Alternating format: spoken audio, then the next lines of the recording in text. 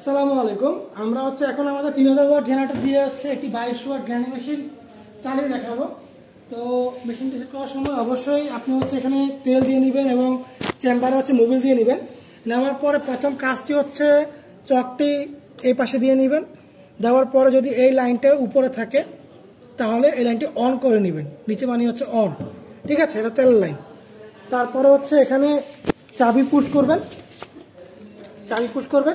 Push করার পরে এটা এখন অফ আছে, উপরের দিকে অন হবে।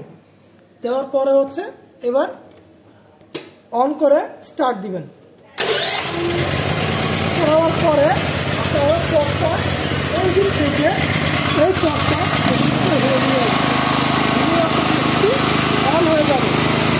এবার আমরা আমাদের এই মেশিনটি দিয়ে 2200 ওয়াট জ্বালিয়ে দিতে হবে। তো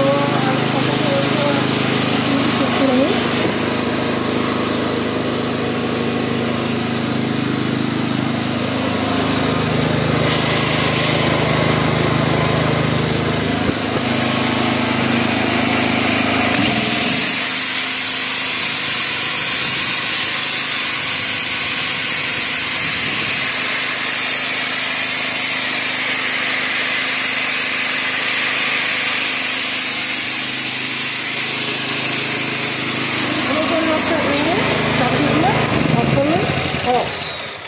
ধন্যবাদ সবাইকে। আসসালামু আলাইকুম।